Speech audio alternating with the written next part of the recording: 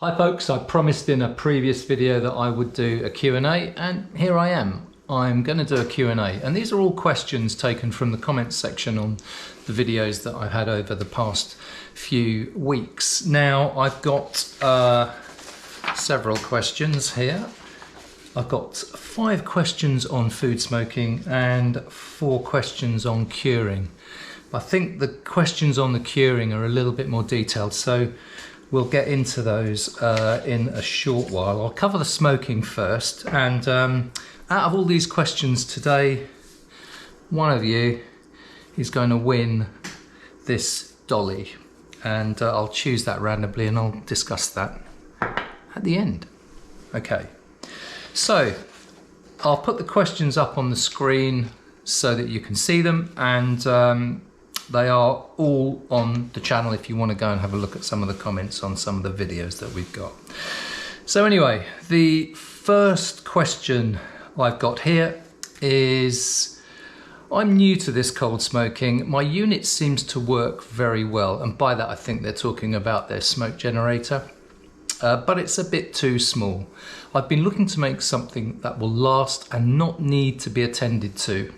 Mine uses a venturi to pull the smoke out from the burn pot and injects it into the processing chamber.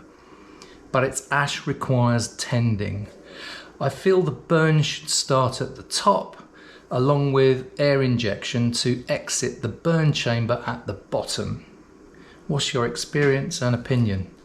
Well, unattended smoke generators of all kinds are really the holy grail in food smoking. No one wants to be going back time after time after time to attend their smoke generator. Now, my experience of the venturi smoke generators is limited to that of the Smokies smoke generator, which is a cold smoke generator, uses the venturi principle, and it's a bottom burn type of device. The only top burn smoke generator I've used was when I had the dustbin set up for my original cold smoker. I'll stick a picture of that in the description so you can kind of get an idea of that. And that had a basket, a wire basket, which had shavings compacted into it, and I lit that from the top and that burnt down. Now, that's not a venturi, I grant you, but it was one that I could just leave to do its thing. The ash didn't appear to be a problem. But in this instance, I think he's referring mainly to the venturi type of devices. So he mentions that the ash needs to be tended to. Now, that can be a problem if the combustion process isn't really that efficient. And sometimes when you're generating smoke, it's not always that efficient. You can get a buildup of ash and tar. If you have a very, very kind of efficient type of combustion process going on, and you get complete burning in a good quantity of oxygen, then you will get very little ash. Most of the products of combustion are discharged out in the form of flame, and you don't really see much buildup of tar. You don't really get too much smoke, but that's no good for food smoking. One of the problems I've found with these venturi type of smoke generators, and I'm going to be doing a few more experiments in the future, certainly with the Smokies, I'm going to be using a variety of different sizes of chips. Because one of the issues I had when I was using this particular smoke generator was that we were getting clogging. And what I mean by that, because we light the fire at the bottom and the venturi air comes in and blows the smoke through out into the cold smoker, that blocking was formed by some of the products of combustion tarring up the wood chips above where the combustion was taking place and almost forming a bridge, so that what's expected with these venturi type smoke generators is that the wood will gradually fall down into the area where the combustion's taking place and keep that going continuously. But what I found is obviously that bridging at the top stops that from happening, and occasionally you have to take the lid off and poke the chips down. Now that certainly for me is a bit of a pain. Getting So I'll be doing some experiments with that in the future going forward. But getting unattended smoke into a cold smoker is quite difficult. But one method that I have found, or one piece of equipment that I use, is the ProQ smoke generator, which is it burns dust, and it's a maze style smoke generator. If you use the Artisan, which is the big one, you can get around about 16 hours of smoke from that, and around about 8 hours from the smaller version. Now that's usually enough for smoking most things. Obviously, if you wanted to do something for longer, you just empty it out, reload it, and away you go. And in my experience, those require very little tending to. Okay, so that is my answer to that question, really. Perhaps you might need to look at other types of smoke generator, but if you particularly want to use this Venturi style, generally speaking, they burn from the bottom. I think the problem with burning from the top with a Venturi is that you're going to be sending down all those products of combustion and all that tar and all the smoke through the wood chips, and that could affect the combustion process. Remember that one of the other natural consequences of combustion is moisture. You can't avoid it. No matter how dry your chips are or your wood is, you are going to get moisture because you burn in oxygen, so you have oxygen available. Wood is made up of carbon and hydrogen and lignin and all sorts of complex sugars, and when they synthesize in the combustion process, you will generate moisture, H2O, a natural process. You can't avoid it. So don't tell me to dry the chips and that won't happen. It will. And there's very few ways of avoiding that. So that's my experience. Burning from the top on a Venturi system, I think you will be fraught with problems because you'll be soaking your chips and making that process of combustion harder to sort of like continue and maintain. And that's the whole point of leaving your cold smoke generator to do its thing. You want to let it burn out so that it gives you a fully smoked product without having to revisit your smoker. Okay, so I hope that answers your question. Right, the next question is, thank you for the knowledge. You're welcome. I'm learning to make cold smoked salmon at home for the first time, as I like smoked salmon very much and it's always very expensive here where I live. Your video is very descriptive and knowledgeable. Well, thank you very much, it's very kind. I'll take that. However, I'm a bit concerned about parasites in the salmon because it is cold smoked at a very low temperature. From another website, I've learned that it needs deep freezing, the same temperature as in preparing sushi, to kill the parasites essentially. So on top of your method, I will also do deep freezing. Thank you, God bless you, best wishes from Thailand. Okay, brilliant. Yeah, so I think what you'll find, I did answer this question, and basically most farmed salmon that you get from either the supermarket or from your wholesaler has been through a freezing process. The parasites you refer to, I'll put details about those in the description. I won't go into detail here, but it's basically a flesh parasite. Mainly in wild stocks. Most farmed salmon don't have that problem. Trust me, they have other problems like lice and other bits and pieces going on with them, and they're not particularly eco-friendly, to be fair. But they don't generally suffer from the parasite issue. But if you were to get wild salmon, if you do catch wild salmon and you're concerned about that particular parasite, if you freeze at below 20 degrees Celsius, I'll put what that is in Fahrenheit on the screen, for about 24 hours, you should find that that parasite will be killed by that process. But most farmed salmon that you get will suffer a freezing process before you actually get it. And look, if you're in any doubt at all, refreeze it as the whole fish. Don't do that as a fillet, but as a whole fish. and you should be fine. Right, well, I hope that answers that one. Right, the next question is, it says, nicely done on the leg. I think they're referring to a video I did about a turkey leg, smoked turkey leg. I noticed that you soaked the wood. Does that give a more mellow wood flavour or more harsh smoke flavour than dry chunks? I don't think it makes a great deal of difference, to be fair, if you soak the woods. I'm assuming you mean soaking them in wood. I mean soaking them in water.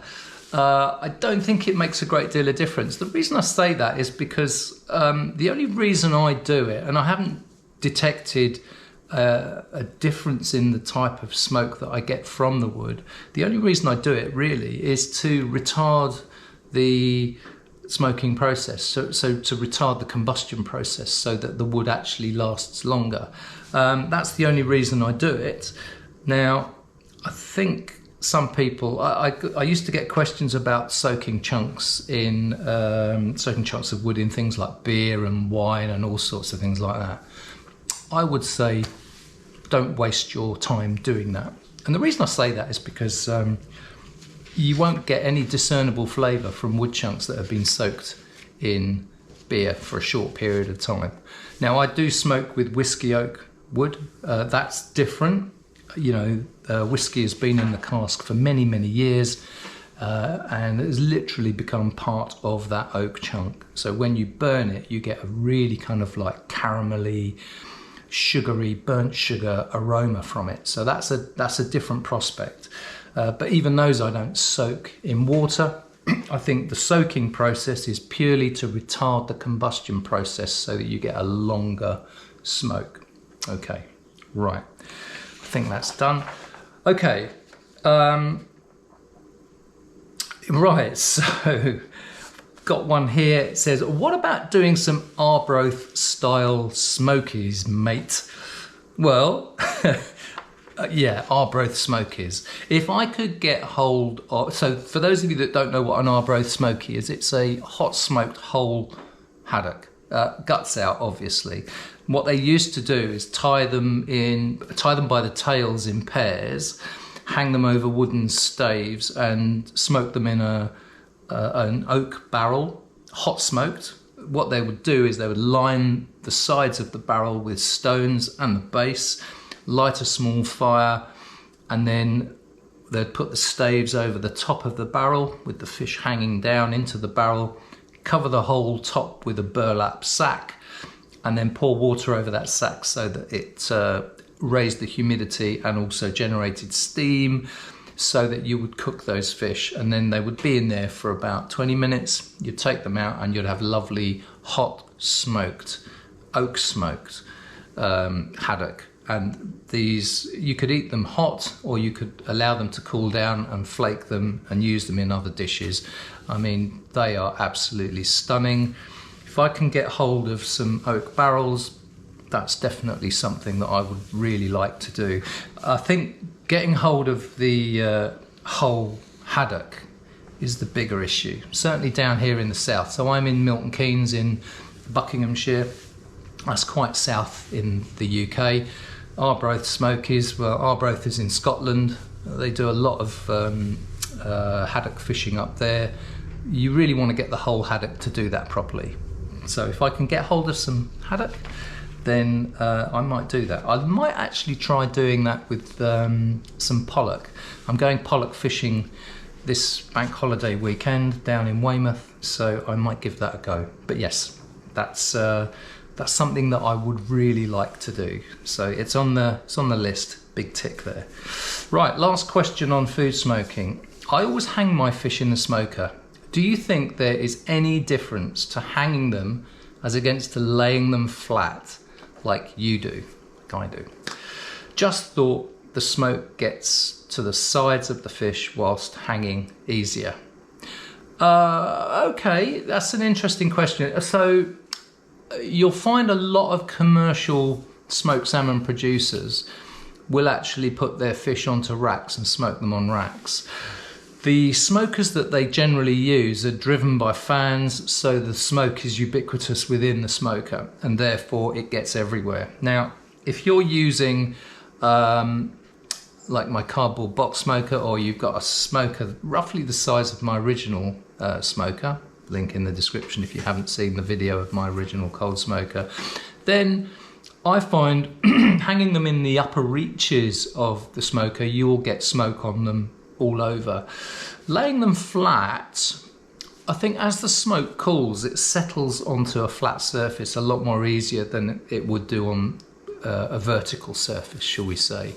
So I always like to lay mine flat. I find I get a much more even smoke on them. Now, when commercial fisheries do this on racks, they have the racks about this far apart and they have multiple racks in the smoker, but the smoke, like I said, is driven in from the sides, from under, from over the top, and it gets everywhere. So I don't really think it matters too much. Certainly if you're using a reasonably small smoker, it's easier to get multiple racks in. Sometimes it's harder hanging fish.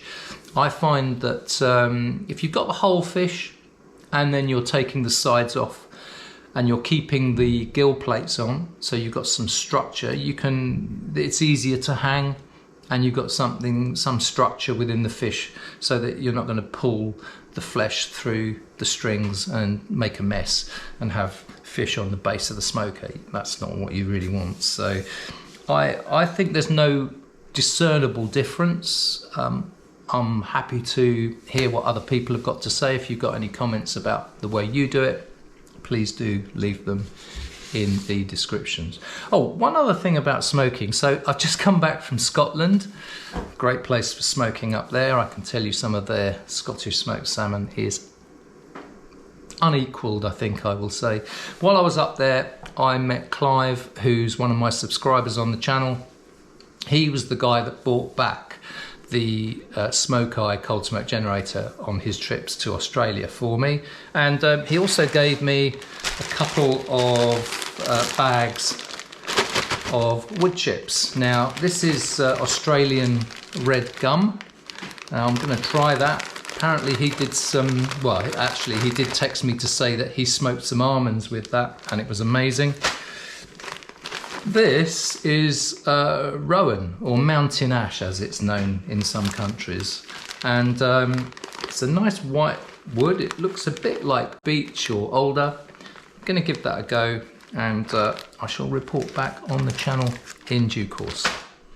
Right, curing. Now this might be quite interesting for a lot of you, and listen, if any of you have got opinions or views about some of the questions or some of the answers I'm giving, please do put them in the comments. I'm really happy to hear what you've got to say. And also, you know, obviously be respectful, etc., etc. I think that's a given. The vast majority of people who do actually leave comments on the channel do actually leave very nice comments and are respectful. And even if they've got differing views as well. So I think it's important to get a broad range of views. Helps the learning for everyone who tunes into the channel. So this question is, I just want to ask a question regarding the health of the drying product. I think what he's referring to is the dry aging bags. Regarding the contamination of bacteria, botulotoxin, which is produced by bacteria in anaerobic conditions. Okay, do you have any experience with that situation, or any recommendations on how to manage the whole process in home conditions? Thanks a lot for your feedback, Marek. Well, thank you, Marek, for that question. It's a very important topic, but botulotoxin, I mean, that's one of the most powerful toxins known to man. It's something that is anaerobic, so it thrives in low oxygen conditions, which would typically be if you were vacuuming a package. And I think years ago there was an issue with tinned salmon as well. But the toxin has to be present for it to thrive. And a lot of that comes down to the processing and the handling of the meat in the first place, and also how you handle it once you've got it. the vast majority of meat that I put into vacuum bags, in fact all the meat I put into vacuum bags, is either on cure or post cure into a dry aging bag. So we generally don't have these issues. But I would say that and it comes down to a broader topic really, and I say this to everyone when I used to run my charcuterie classes in our cookery school. I always used to say, you know, treat everything with a great deal of respect in terms of the way you handle the meat. Okay, so handle it hygienically, wear gloves where you can, ensure that your hands are scrupulously clean under the nails, you know, tops and palms of hands, even washing your arms as well. Wear protective equipment. You know, everyone thinks you wear an apron and a chef's jacket to stop you getting splatters. Well, yes, that's true, but also it allows it, or it stops the meat getting contaminated from you, and that's important too. So being clean, making sure your equipment is scrupulously clean, your knives are sterilized, everything is really, really clean, because essentially when you're curing stuff like charcuterie, you're essentially producing a raw product. Yes, it's been cured. Yes, it's probably going to be smoked if that's, you know, one of the things you like to do. But you really do need to be clean with your equipment and your processes. And cross-contamination can be a really big issue. So I get asked all the time about the coloured food boards that I use. Some people, you know, when I film something on a red board and it's red meat, it's not a good contrast to watch on film. I'm very lucky in my kitchen here. All my boards are one use, so it doesn't really matter about the colour coding for cross-contamination, as I'm sure many of you already know, is really for a busy kitchen where you've got multiple stations with different people working on different sections. You don't want them cross-contaminating salad onto a meat board, or fish onto a salad board, or a dairy board, or, you know, that kind of thing. So understand that. Being scrupulously clean, and also knowing where you're sourcing your meat from as well. That's very, very important too. Make sure you're getting it from a good supplier, someone who you trust, and ensure that when you receive the meat, you handle it with that same level of respect in terms of cleanliness. So yes, that's my advice for you there. Right, next question. Okay. Hi, I trust you can help. How big and how many holes should I make at the bottom for the air to come in? And now this is relating to a biltong box, I believe. I'm using an old bar fridge, roughly that size, and have a computer fan to extract using two 100-watt bulbs as a heat source. Thanks, good video. So I think this refers to my biltong box. Now, using a computer fan is a great idea. You want a little bit of air throughput, obviously, as meat dries inside a fridge or a container. It will generally increase the relative humidity in that container, and obviously if you're trying to dry the meat, you need to replace that. Now, you don't need a great deal of moisture flowing through there, but I would say if you've got a couple of 100-watt light bulbs, I mean, it depends how big the box is, but in this instance it's a bar fridge, which they're not massively big. I might a 200 watts worth of heat is probably too much, in fairness.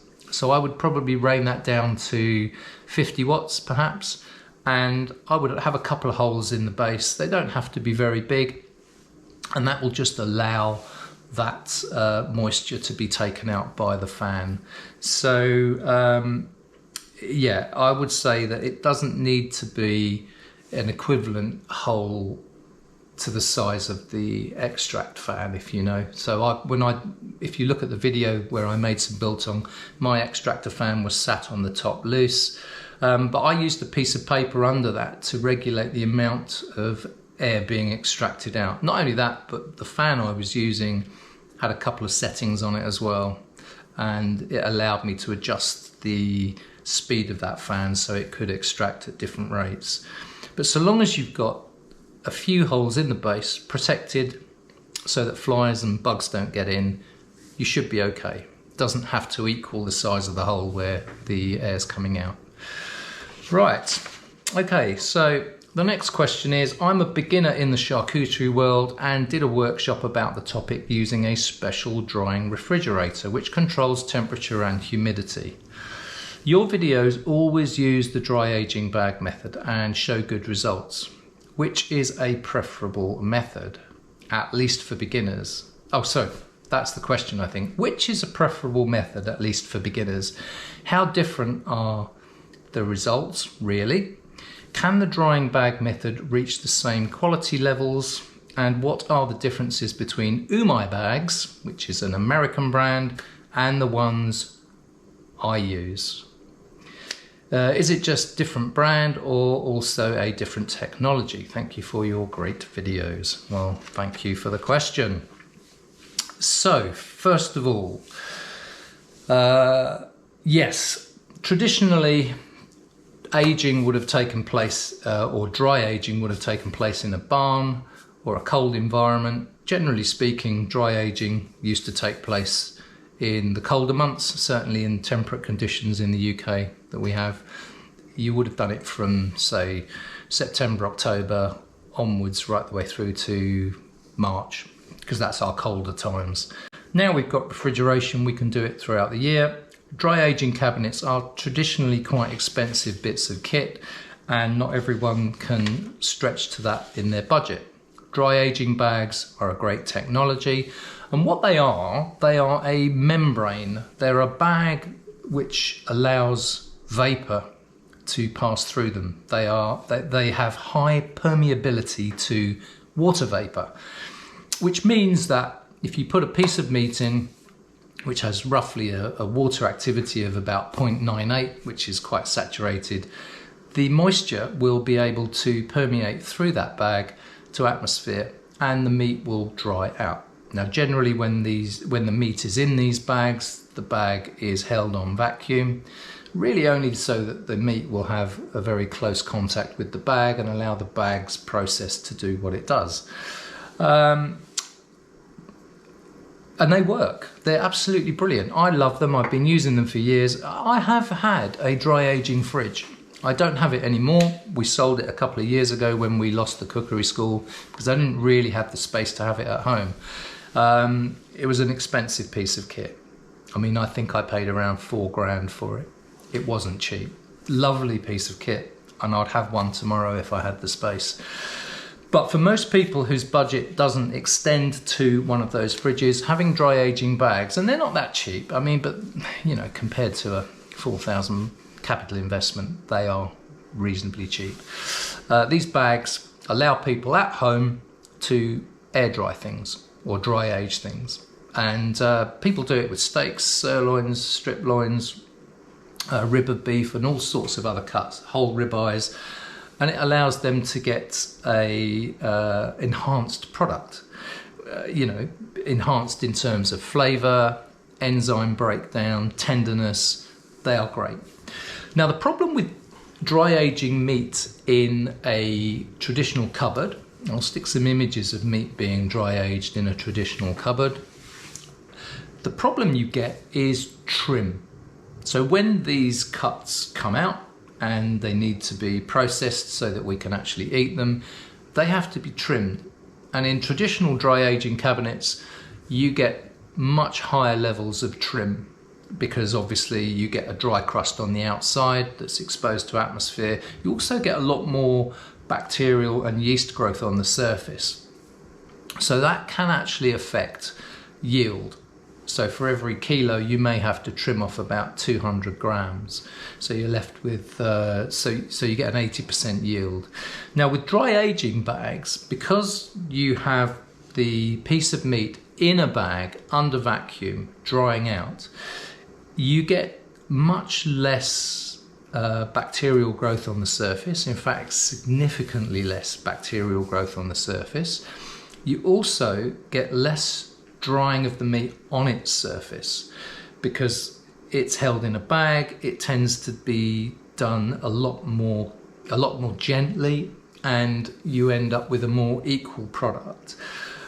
Therefore, you don't get those trim levels on the outside. You still need to trim a little off, but typically trim levels would be about 5 to 10%.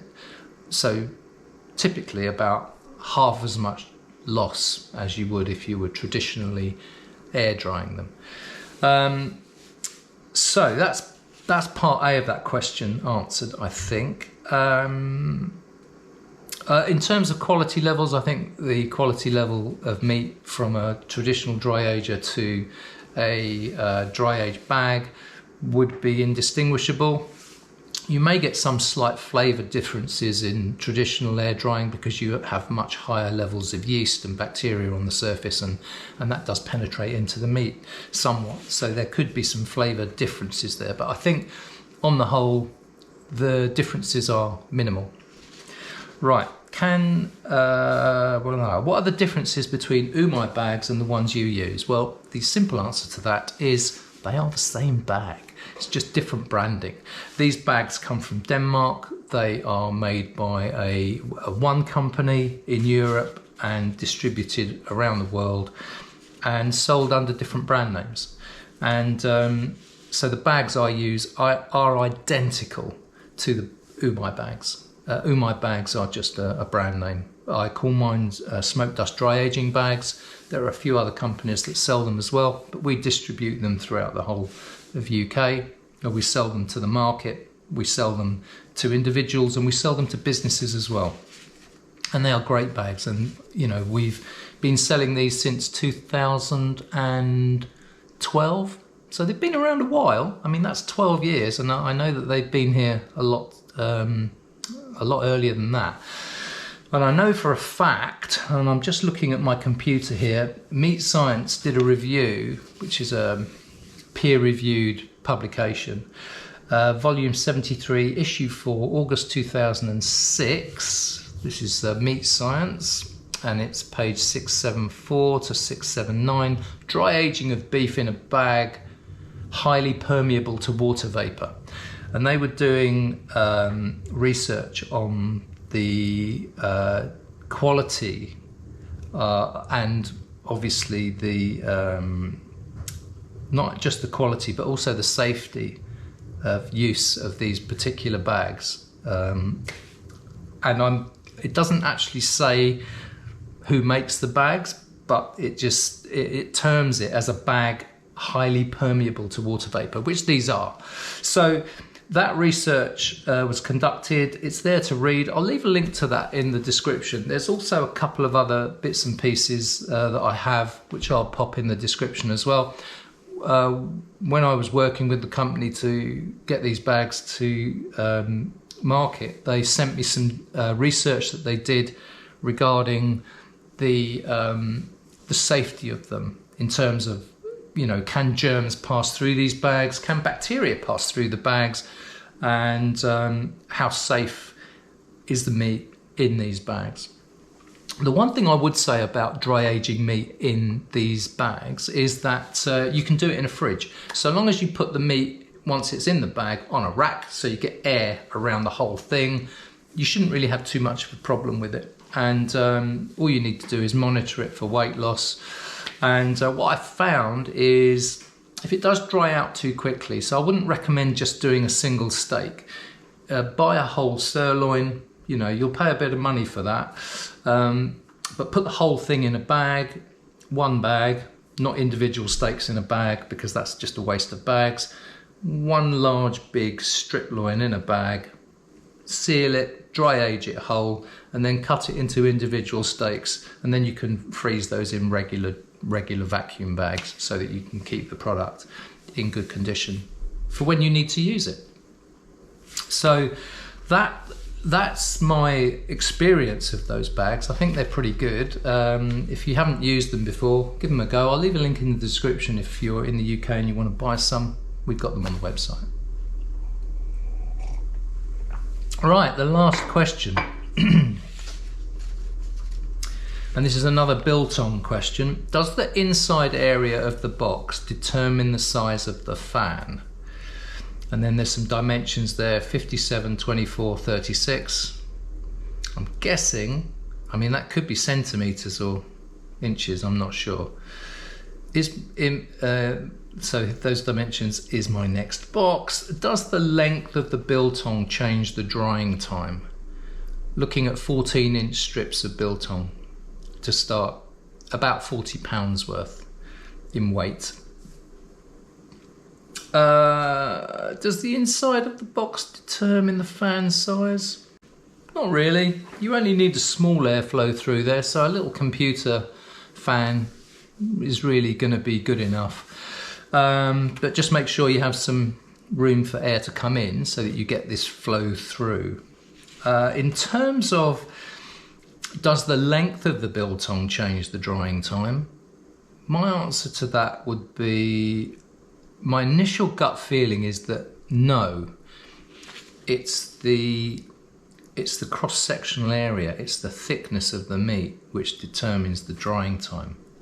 I think that's right, actually. If you think differently, do let me know. But my gut feeling is that it's the actual cross-sectional area, because if you have a big hunk of meat, that's going to take a long time to dry out, because obviously the moisture is going to have to travel through the meat to the outside and then to atmosphere. A much thinner cut, that will happen a lot quicker. One thing that does delay drying is a process called case hardening. This is where the outside of the meat dries a lot quicker and it almost forms like an impermeable barrier and prevents the meat from drying out further. And that's when you cut through it, you get this dark ring around the outside and you get literally raw meat in the center. Now, I've had that when I've been dry aging charcuterie in dry aging bags, and what I've done to prevent that is, once I've got the target weight, I will then leave the meat in the dry aging bag but put the whole thing in a regular vacuum bag, effectively halting the drying process. And what that does, it will allow the meat that's in those two bags now to equalize. So the moisture in the center of that joint will actually move out and rehydrate the outer drier areas. So when you finally take it out, and that takes a good month or two for that to equalize properly, you get a nice even cross section. So you lose that dark ring around the outside. So you get a more even drying. But yeah, I think it's really the cross-sectional area of the biltong which actually determines the speed at which it dries, not the length. Okay, that is all the questions I've got. So, who's going to win this beautifully hand-turned dolly? Well, let's have a look. So the winner of the dolly is going to be at Alonegev, and that was the question about, I'm a beginner in the charcuterie world and did a workshop about the topic using a special drying refrigerator which controls temperature and humidity. That question. So Alonegev, or at Alonegev, if you want to DM me, I will take down some details and I will post this to you. This is a beautiful oak, hand-turned, £1 hand-raised pie dolly. Lovely bit of kitchenalia. And now I've got these in beech and oak. This one's oak. If you want one in beech, just let me know. But if you message me with your details, DM me, and we can hook up and I can get that to you as soon as possible. Well, that's all I've got for this particular episode. If you have any questions or you liked it, well, give it a big thumbs up. But if you've got any questions, leave them for me in the comments section.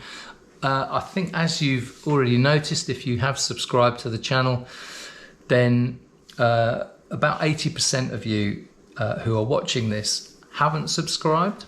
So if you did like it and you found some of the answers useful, then please do consider subscribing. You are most welcome. I do have a Patreon channel as well. The Patreon channel I'm going to start using a little bit more now, and I'm going to post content on there which will go on there first before it certainly goes out onto the YouTube channel, and also a few behind the scenes bits and bobs. So stuff that I do around here. I can include some of my planning stuff, how we sort of produce videos, and some, some stuff that generally won't go out on the channel. So it'll be interesting and informative, hopefully. So one thing I do want to tell you about is a piece of charcuterie I'm currently curing at the moment. This went into cure on the 20th of August. It's now the 24th, so it's been in for a while. This is going to be a bresaola, and this will go up onto the channel in a couple of months when it's done. So yeah, I mean, when charcuterie is cured and dried, obviously it takes quite a long time. So this will probably be out just before Christmas. Watch out for that video. If you want to see more stuff like this to do with food smoking, meat curing and charcuterie, subscribe to the channel. Click that bell icon so that whenever we put up new content, you get notified. And in the meantime, folks, have a safe time, enjoy your curing and smoking, and I will see you on the next video. Take care, bye bye.